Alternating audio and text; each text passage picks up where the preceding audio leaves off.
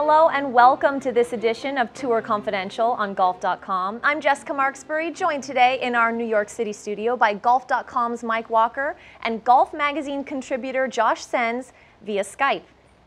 Tiger Woods returned to competitive golf last week at the Hero World Challenge, but unfortunately his performance left much to be desired.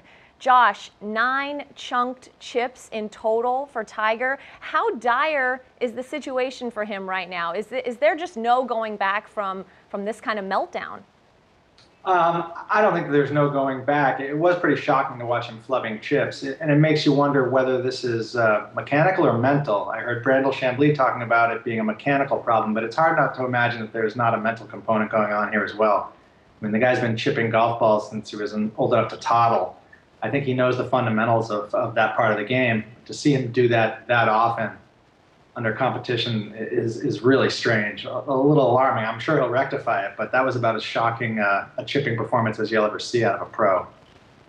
Yeah, Brandel Chambly certainly didn't mince his words. I think he said, yeah, that was the worst performance on the course he's ever seen by any professional. And when you think about the fact that it was Tiger Woods chunking those chips, I mean, it's almost unbelievable to think that even throughout his rehab these past few months that he was that loose around the greens. I mean, there's no question it was surprising, but I think that overall, I think it was a successful week for Tiger. I mean, you say 9 flub chips. I mean, you know, he still was under par. You know, he was really as confident with, I think, off the tee as we've seen him in a long time.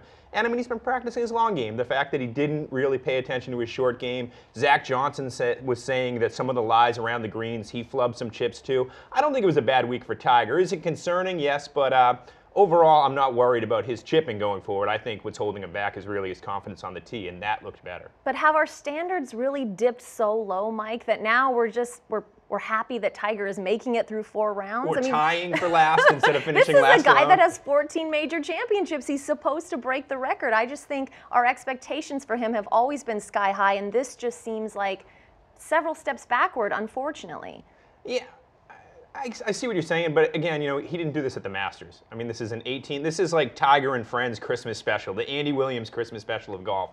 So I don't think it's that big a deal. I think overall, coming back, having not played, having a little confidence off the tee going into the year, we'll see him again at Torrey Pines. If he flubs 9 chips, I'll be a little more concerned. Well, and it's certainly good to know that he can physically make it through 4 rounds. He's got plenty of time to work out these kinks before heading into the 2015 portion of the season. So we'll look forward to seeing how things go for Tiger. Josh, Mike, thank you so much for your time and insight. Thank you for joining us here on Tour Confidential on Golf.com. We'll see you right back here next week.